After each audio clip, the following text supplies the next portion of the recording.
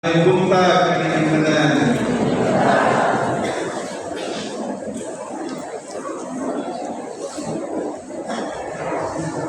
Dili sa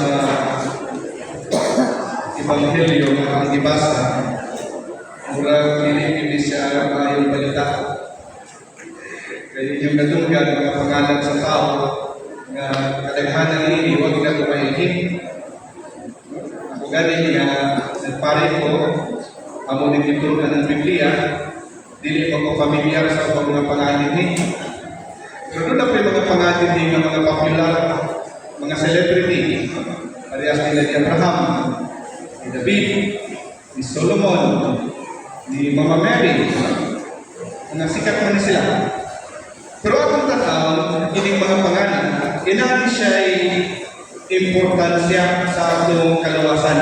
Ganuman, mao ni kagikan ni Jesus, kaliwa ni Jesus. Ipasabot lang ni pinagi ni gitawag og genealogy ni Jesus. Siya nahimo yung tinuod na tao. Kaya doon naman siya kagikan na tao. No? Ang atong ginuwa, doon na siya kagikan, doon na siya kaliwa.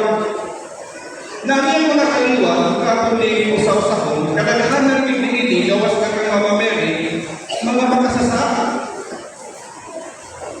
Pero ikan sa mga makasasaka na kaliwa, nito ka ang manunubos ng Ginoo. Tawa, yun sa pag-ihaw sa Ginoo, sa Diyos.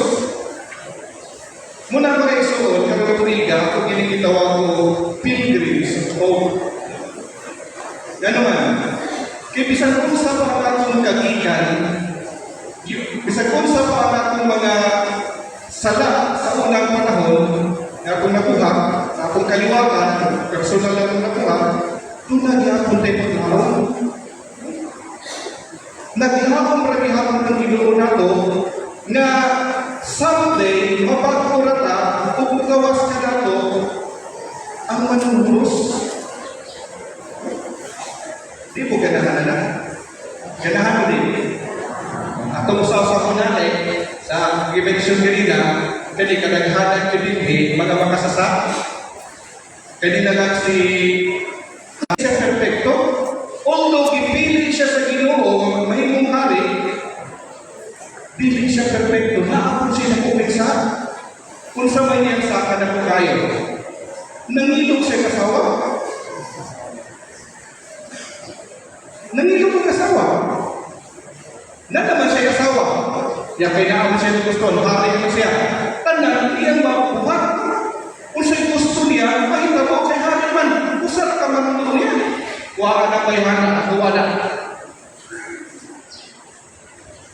Ang mawa-mawa po din kay hana. Buntag sa'yo, pagkamatagi ni David, hindi na siya palasyo, may palasyo yung nagpero hari, naghiwating siya dito sa Mirandawa, hiwating, sa Teres. Sus, nakitaan naman yung babae na naligo sa gawa sa balay. Kung sa mong kapuangan yung kayhana na maligo na lang, ito ba mag sa gawa sa balay? Nakadakong ninyo. So, kamu, bantay na yung mga bana, bantay na yung mga asawa ha. Kasi patakar ng pangaligo. Daghat yung mga silingan ng tanaw. No? Naligo, so pagkakita yung ginabi, wapa mo ginibayhana, kasi sinyo na, nagustuhan niya rin. Ya kay ninyo man, asawa pag sa iyang general sa iyang kasandaluhan ba? Asawa. Ya kay ning bana ni bayhana, si David kay best friend ni David. So para sa iya asawa, sa may buhat ni David, iputan niya sa front line ng banal, sa gira, sa front line ba? Apat ay layo. Naiya ang asawa. Tanawa, opisyal, general, iputan niya sa front line, sa gira. Di ba sa gusto niya mga general, mukuman na ba na pag-iputan ni David? Unsa intention para maiyaha ang asawa. Agasipin na sila tulo. Niya, buutan nila. Pero ang buutan na Nganong ipili pa siya sa Ginoo gihapon despite of his weaknesses? Bisan doon na siya kahuyang, doon na siya sala, dipili rin gihapon siya sa Ginoo. Nga naman, ang sa mahinungdan, kay si David mahilog-sulon. In fact, kanang Salmo 51, Psalm 51, iyahan ang iswa, Lord, have mercy on me. Ano Psalm 51 ba? Pasakan na ninyo, nakikilas ng Biblia. Kang David na rin. Full of regrets, nangayo siya pasayo sa Ginoo sa iyang mga kasalanan. Muna, kamong mga makasasa, whatever, sa ngayon na buhat, addiction, nangunawan ka ba? Sa tutulog sa Ginoo, pagtulungan sa Ginoo, na magkuluban ng tao na makasasala, nagkahit ko, hindi maminaw ba?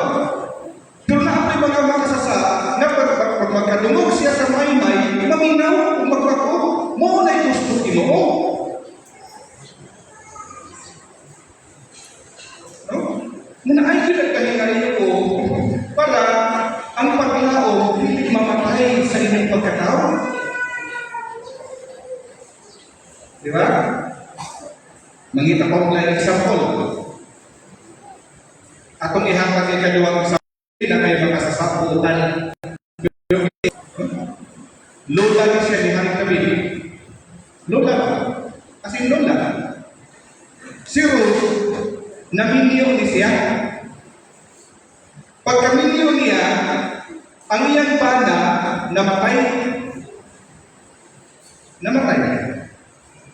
Pagkamatay sa iyang bana, siyempre wala na sila magkaanak. Ang iyang kauban na lang, ang iyang mother-in-law, ang inahan sa iyang bana, hindi pa man. Tungkol kay parehas man sila babae, maglisod silang pangitagtrabaho. Kaya ang mga Hudiyo, ang kultura nila dito, ang lalaki na ang pwedeng magtrabaho. Di ba, parehas sa una sa tuwa, kung mga panahon sa Kastila, ang mga lalaki ay pwede mag-eskwela, pwede magtrabaho. Ang mga babae sa padayan yun, mauning kultura sa mga Hudiyo. Niya kay mga babae nila sila mga anhabiling, biyuda, ang iyang mother-in-law, biyuda na po si Ruth, maglisod silang pangitagtrabaho. Karon kung maglisod silang pangitagtrabaho, unsa may ilang kanon para mabuhi. So, wala na lain. Ang ilang panginabuhi, manghat daw sa umang. Di ba kana ito mag-ani, no? Naagin mga sobra-sobra, ilang hataw, mauna na ito ilang source of income para sila mabuhi. Moto, giingnan si Ruth sa iyang mother-in-law. Sa inasin, paano ba? Ruth, bata pa makakaayo, na pag-ibigin ng kaumaon, biyahe na lang ko, balik na lang dito sa inyo. Kaya magsikat po yung na ako, mamatay na, kalisod niya itong kinabuhi. Ulit na sa inyo, makabala makakako, mabuhi ka, matindot pa rin itong maon. Iingnan siya sa mother-in-law. Kasi tawagan na, kung ugangan. Kabalo mo sa ito ba pero? Dito ba si Ruth, hindi mo siya, Mama, di ikaw biyahan. Kung asa ka mamatay, at tuhod ko mamatay. 5 na anak. Sukat ako, sa sige nilang paghagdaw, ang hasindero, ang tagiya sa umaga ilang ihagdawan na gustuhan si Ruth. Nadato din mo si Ruth. Nga naman, maayo mabuti ang kasing-kasing. Huwag niya biyahin niyang mother-in-law.